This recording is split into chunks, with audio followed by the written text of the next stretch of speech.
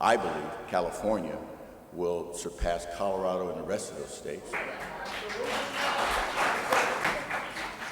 I believe because of these individuals here, we will have the best regulated market, if not only in this country, maybe even the world.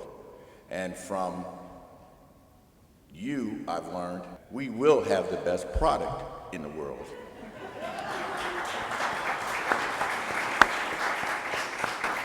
And I say that because this is a business. And I say that because California's always led the way, and I say that because the most important thing is for us to have the most vibrant business, but also the best product you could possibly buy. And so we're here today to find out what African American, Latino, people in disadvantaged communities, its effect on our community, how we can get involved in the business, how we can become employed, all of those. We have people here that can attest to it. For me, here's some disclosures. First disclosure, I have not smoked weed since 1979, August 30th.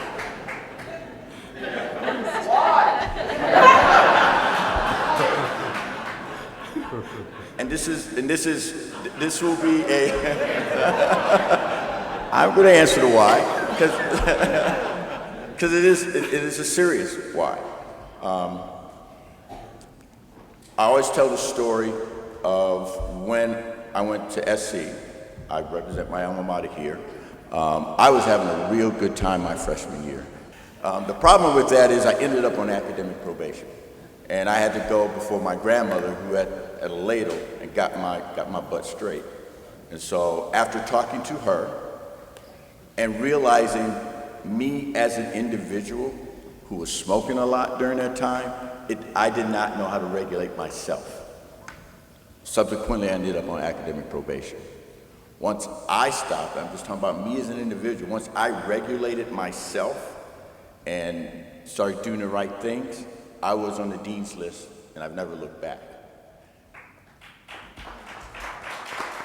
So the second part that I want to have in this discussion, because a lot of people in my district misunderstood when I said I want to start the business end of it, getting people employed, because we have our unemployment rate is so bad. When I mentioned that to the people in my district, they all said I could see their shoulders go down. And I said, so what was all this apprehension?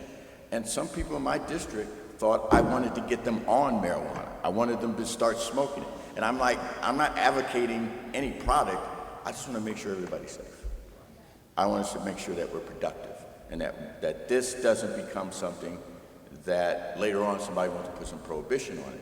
Because if you don't know the history, this history is a lot like alcohol. There was a time where alcohol, and mostly men, there was a time where you would wake up in the morning and have a drink, go to lunch, have a drink, you would vote in the bar, you have your meetings in the bar, and then unfortunately a lot of them would go home and there was a lot of domestic violence.